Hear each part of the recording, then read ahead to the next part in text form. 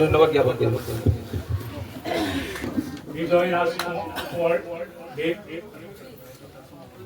All Assam টাইপাৰ সভাপতি মহোদয় আৰু অসমৰ বিভিন্ন স্থানৰ পৰা অহা মই সকলোকে চিনি সংকাৰে কৈছোঁ অসমৰ বিভিন্ন স্থানৰ পৰা অহা টাইপাৰ সদস্যবৃন্দ ইয়াত অনুষ্ঠিত হোৱা ইয়াত আহি উপস্থিত হোৱা কপিলাগুৰি অঞ্চলৰ সমূহ ৰাইজ তথা বাহিৰৰ পৰা অহা সমূহ ৰাইজ লগতে ফালুং সংঘ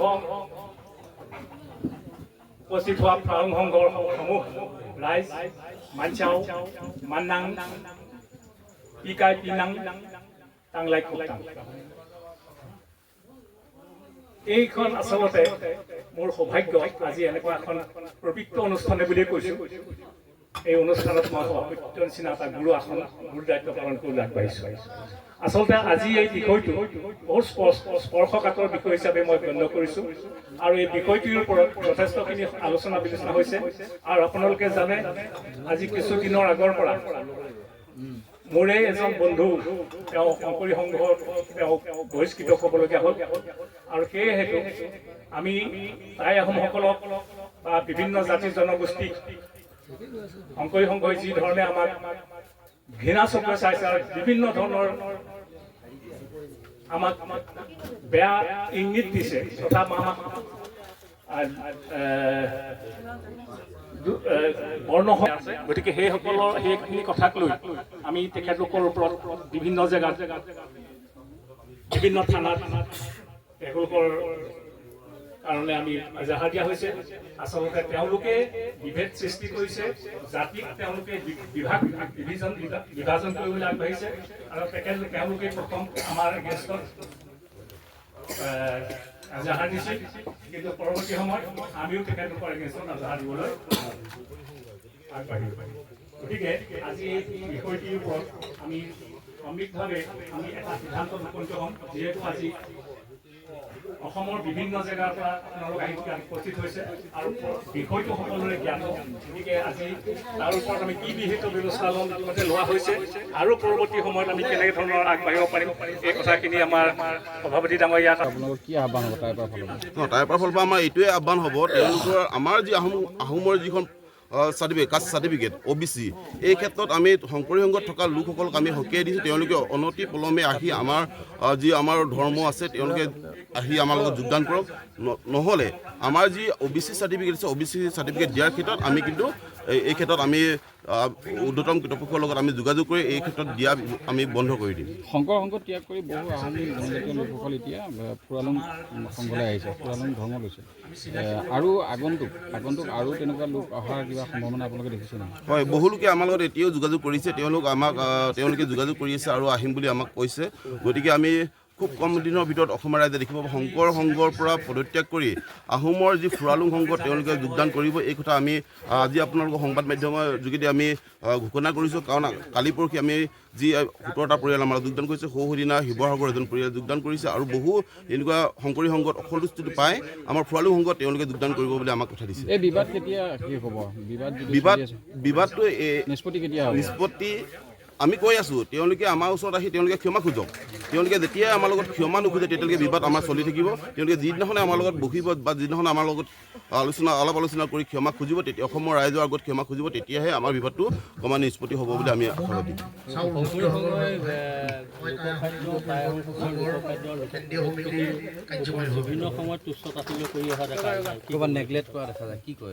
সেই ক্ষেত্ৰতে আমি ক'ব বিচাৰিছোঁ, আমাৰ যিটো মাংগলিক অনুষ্ঠান আহোমৰ পৰম্পৰা আছে অতীজৰ পৰা, আজি হাজাৰ হাজাৰ বছৰৰ এটা পুৰণা ধৰ্মীয় ৰীতি নীতি আমাৰ অতিকৈ মানে পুৰণি যিটো আমাৰ মাংগলিক অনুষ্ঠান, সেই মাংগলিক অনুষ্ঠানত তেওঁলোকে আঘাত কৰাটো আমি কেতিয়াও নিবিচাৰোঁ। গতিকে সেই আঘাত কৰাৰ কাৰণে মই আগতেই কৈছোঁ, আহোমে কেতিয়াও অপমান সহ্য নকৰে। গতিকে আমি সহ্য কৰা নাই আৰু সেইকাৰণে আহোমৰ এইটো খুবৰ এটা বহিঃপ্ৰকাশ ঘটিছে। গতিকে আমি এই ক্ষেত্ৰত সেইকাৰণে শংকৰী সংঘক সকীয়াই দিছোঁ, তেওঁলোকৰ অনুষ্ঠানসমূহ আমি বৰ্জন কৰিম বুলি।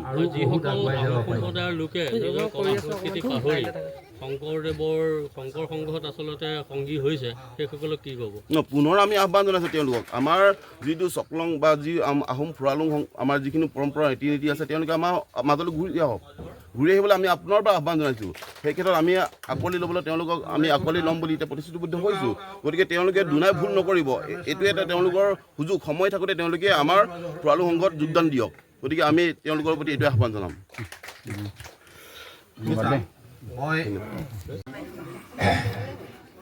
আমাৰ আজি বিভিন্ন প্ৰান্তৰ পৰা উপস্থিত হোৱা আমাৰ জ্ঞাতিবৰ্গক মোৰ গুণগান জনাইছোঁ। আজি মই বিশেষ কথা ক'বলৈ নাযাওঁ, কিন্তু লাজ লাগিছে আজি আমাৰ মহান পিতৃপুৰুষ চাওলুং চুকাফাই সকলো জাতি জনগোষ্ঠীক একত্ৰিত কৰি যি আহোম দেশ গঠন কৰিছিলে, তাক নেতৃত্ব লৈছিলে আমাৰ টাই আহোম ৰাজকোঁৱৰে, সেইটো সকলোৱে জানে। গতিকে আমাৰ লাজ লাগিছে আজি আমাৰ এই চন্দ্ৰ বৰুৱা নামৰ মানুহজন, তেখেতৰ কাৰণে আমাৰ ইয়াত আহি মাজতে অলপ দিনৰ আগতে আমি উপস্থিত হ'লোঁ। আমাৰ আমাৰ সঞ্জীৱ বৰাও তেনেকৈ আমি আহি বাইক চাইক দিছোঁ। কিন্তু কথা হৈছে কি, আমাৰ ৰাজধৰ্ম, আমাৰ কোনো ধৰ্ম নাই, ৰাজকোঁৱৰ ডাঙৰীয়া কৈছে। আৰু আমি শংকৰ সংঘক গালি পাৰিবলৈ নাযাওঁ, গালি পাৰিবলৈ যাম আমাৰ জ্ঞাতিসকলক। তেওঁলোকৰ ইজ্জত নাই নেকি? শংকৰদেৱ যিজন ব্যক্তিক আমাৰ হাতী ধৰা দায়িত্ব দিছিলে স্বৰ্গদেৱে, হাতী ধৰি বা তেওঁৰ যি দায়িত্ব কৰ্তব্য পালন নকৰি বুট মাহ খাই থকাৰ কাৰণে তেখেতক বহিষ্কাৰ কৰি দিলে, কোচ ৰাজ্যত গৈ তেওঁ পলাই সাৰিলে। আৰু তেওঁৰ যিটো শংকৰ সংঘ নামৰ অনুষ্ঠান, তাত আমাৰ মানুহ সোমোৱাৰ কি প্ৰয়োজন আছে? আৰু শংকৰ সংঘয়ো আমাক সোমোৱাৰ কি প্ৰয়োজন আছে? আমি গাহৰি খোৱা জাতি চবেই জানে, তাত সোমোৱাবই নালাগে ন মানুহখিনি, হয় নে নহয়? গাহৰি খোৱা অন্যান্য যিবিলাক বস্তু আমাৰ মানে অস্পৃশ্য বুলি কয় সেইবিলাক আমাৰ মানুহে খায় আৰু ভিতৰত গৈ খায় বাহিৰত গৈ শংকৰ সংঘ হৈ লাভ নাই। আৰু 2 নম্বৰ কথা, আমাৰ আহোম জাতীয় মহাসভাৰ পৰা মই এষাৰ কথা ক'ব বিচাৰিছো। এইটো আহোম জাতীয় মহাসভাৰ পৰা এষাৰ কথা ক'ম, বাকীখিনি আমি জ্ঞাতি হিচাপে ক'ম। চাও চন্দন বৰুৱা তেখেতে যদি সংঘত জইন কৰে আমাৰ আপত্তি আছে, কিন্তু চন্দ্ৰ বৰুৱা হৈ যদি তেওঁ জইন কৰে তেতিয়া আমাৰ আপত্তি নাই। তেওঁ চাওটো কাটিব লাগিব। প্ৰথম কথা হ'ল তেওঁ চাও যিটো লিখিছে সেইটো আমাৰ আপত্তি আছে। তেওঁ চাও হৈ শংকৰ সংঘত থাকিব নোৱাৰিব। আৰু আমি যিসকল ব্যক্তিয়ে গাহৰি নাখায়, মাংস নাখায়, মাছ নাখায়, তেওঁলোকতো উন্নত জাতলৈ উন্নীত হ'ল। গতিকে উন্নত জাতলৈ উন্নীত হোৱাৰ পাছত তেওঁলোকৰ আধাৰ বেকৱাৰ্ড কাষ্ট চাৰ্টিফিকেটখন তেওঁলোকৰ প্ৰয়োজন নাই, কাৰণ তেওঁলোক উন্নীত হ'ল। তেওঁলোকক সংস্কাৰ কৰি তেওঁলোক ভগৱানৰ লাইনলৈ গ'ল। আমি ভাবো তেওঁলোক ভগৱানৰ লাইনলৈ গ'ল। গতিকে ভগৱানৰ লাইনলৈ যোৱা মানুহজনক তেওঁতো আধাৰ বেকৱাৰ্ড কাষ্টৰ কোনো প্ৰয়োজন নাই। গতিকে আমাৰ টাই আহোম জনগোষ্ঠীৰ যিসকল অন্যান্য ধৰ্মত সোমাই আছে তেওঁলোকক যদি কিবা এটা মানে টৰ্চাৰ কৰে তেতিয়া আমাৰ গাত লাগে। যিহেতু আমি টাই আহোম ব্লাডৰ মানুহ, গতিকে তেওঁলোকে নিজৰ নিজৰ ধৰ্ম তেওঁলোকে বেলেগৰ ধৰ্মৰ পৰা আহি নিজৰ সেই পৰম্পৰা বচাই ৰাখি অসমত যাতে সেই আমাৰ পূৰ্বপুৰুষসকলে সৃষ্টি কৰি যোৱা আহোম ৰাজ্যৰ এজন আহোম হিচাপে জীয়াই থকাটো আমি কামনা কৰোঁ। এই বেলেগৰ ধৰ্মত গৈ যদি ব্ৰাহ্মণীয়াতত সোমাই আমাৰ মানুহে গালি শুনিবই, কাৰণ আমাৰ মানুহবিলাকে গাহৰি খোৱা মানুহে। গাহৰি খোৱা মানুহ কেনেকে ব্ৰাহ্মণীয়াত হ'ব?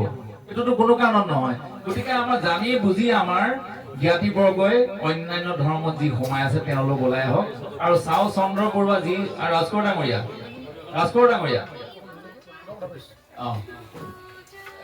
যিজন ব্যক্তিৰ কাৰণে আমাৰ ইয়াত আজি এখন সভা পতা হ'ল, তেখেত কিন্তু ইয়াত উপস্থিত থকা দেখিবলৈ নাপালো। আমি অতি কষ্টৰে 130 কিলোমিটাৰ স্পীডত আহি ইয়াত পাইছোহি, কিন্তু তেখেতক আজি দেখা নাপালো। সেইটো বেয়া লাগিছে। জ্ঞাতি হিচাপে তেখেত যদি জ্ঞাতি হয় আৰু ইয়াত অঞ্চলত থকা যিসকল জ্ঞাতি তেওঁলোককো কৈছো যদি তেওঁলোকে যদি আমাৰ সন্মান ৰক্ষা কৰিব বিচাৰে তেতিয়াহ'লে তেওঁলোকে পৰম্পৰা সংস্কৃতিলৈ ঘূৰি আহিব লাগে। কাৰণ এখন দেশ অকমান মাটি, সেই মাটিটোত এটা জাতি থাকে, জাতিৰ কোনো ধৰ্ম নাই, মাটিৰ কোনো ধৰ্ম নাই। গতিকে আমি আমাৰ ৰাজধৰ্ম পালন কৰা টাই আহোম জনগোষ্ঠী, আমি ৰাজধৰ্ম, আমি সকলো জাতি জনগোষ্ঠী সকলো ধৰ্মক আমি সমমৰ্যাদা আৰু সকলো পৰম্পৰাক আমি সমমৰ্যাদা জনাই আহিছো। গতিকে বৰ্তমান শংকৰ সংঘ গালি পাৰিলে কিছুমান কথা আহি পৰে, কিন্তু তেওঁলোকে যিটো মানে তেওঁলোকৰ বিপৰীত বস্তুটোহে তেওঁলোকে প্ৰত্যক্ষ কৰিবলৈ গৈ আছে। কিন্তু আমি প্ৰত্যক্ষ কৰিছো যে তেওঁলোকে আচলতে সেই যি পূৰ্ববংগীয়ৰ পৰা মুছলমান ধৰ্মৰ লাইনলৈহে তেওঁলোক গৈ থকাৰ নিচিনা দেখিবলৈ পাইছে। এক দেও এক সেৱ, তেওঁ এক আল্লাহ, তেওঁ এক কৃষ্ণ যিটো পালন কৰি আছে সেইটোহে আমি অনুভৱ কৰিবলৈ পাইছো। আৰু এই যে 10টা মুৰ্গী পুহিলে এৰা পেলাই, 1000 বা 1 লাখ মুৰ্গী পুহিলে এৰা নেপেলাই, তেনেকুৱা ধৰণৰ কিছুমান চিষ্টেম আমি দেখিবলৈ পাইছো। আমাৰ 2004 চনত মই শংকৰ সংঘত জইন কৰিছো। আজি কৈ দিছো দেই মই কথা এটা, সকলোৱে চচককে 4500-5000 মোৰ বিয়াত মানুহ হ'ব। গতিকে মই তাতে শংকৰ সংঘৰ মানুহ বেছি আছিলে বোলো মোৰ বিয়াখন চলাব লাগিব, গোটেই আহি সকলোৱে সহায় কৰিব লাগিব। আমি সংঘত জইন কৰিলো। 2006 চনত মোৰ ভাইটি যেতিয়া বিয়া পাতিলে তেতিয়া আমাৰ ঘৰত ব্ৰইলাৰ ফাৰ্ম খোলাৰ কাৰণে তেখেতসকলে আমাৰ মাক আঁঠু লোৱালে, কিন্তু সেই কথাটো আমি নাজানিছিলো। পাছত আমি গম পাই দুখ লাগিছে। তেতিয়াৰ পৰা আমি সংঘতো নাই, সমাজতো নাই, ক'তো নাই। আমাৰ ৰাজধৰ্ম যি ৰজাসকলে পালন কৰি আছে সেই পালনেই কৰি আহিছো। গতিকে ধন্যবাদ জনাইছো সকলো জ্ঞাতি আহি ইয়াত উপস্থিত হ'ল। কিবা ভুল ভ্ৰান্তি যদি কৈছো বেয়া নাপাব, অত্যন্ত আৱেগিক হৈ আহিছো। যিটো কথাৰ কাৰণে আহিছিলো সেই কথাটো যে আজি নহ'ল। আৰু সকলো আমাৰ ওচৰৰ জ্ঞাতি এটা কথা বুজি পাব লাগে যে নিজৰ পৰম্পৰা সংস্কৃতি যদি ৰক্ষা কৰিব বিচাৰে তেতিয়াহ'লে বেলেগ ধৰ্মত গৈ দীক্ষিত হৈ আমাৰ গোটেই জ্ঞাতিসকলক অপমান লজ্জিত নকৰিব। কাৰণ আমি হেংদাং লৈ ঘূৰি ফুৰা মানুহ। আমাৰ লগত লটৰ পটৰ কৰিলে আমি হেংদাং উলিয়াই ল'ম, এইটো ফাইনেল কথা। হেংদাঙৰ ওপৰত AK-47ও নোৱাৰে, কিন্তু এইটো কথা সকলোৱে জানে। গতিকে মই ইয়ালৈ আহিছো, আমাৰ বৰফুকন ডাঙৰীয়া কৈছো হেংদাং লগ বলক, সেইমতে আহিছো। গতিকে অনাগত দিনত আমাৰ যি স্বকীয় পৰম্পৰা ৰক্ষা কৰাৰ কাৰণে আমাৰ জ্ঞাতিসকল নিজৰ স্বকীয় পৰম্পৰালৈ ঘূৰি আহক। আৰু গাহৰি খোৱা মানুহক যাতে কোনো ব্ৰাহ্মণ সমাজে, কোনো শংকৰ সমাজে যাতে নলয়, সেইটো আমি সকলো সমাজলৈ এটা আহ্বান জনালো। ধন্যবাদ।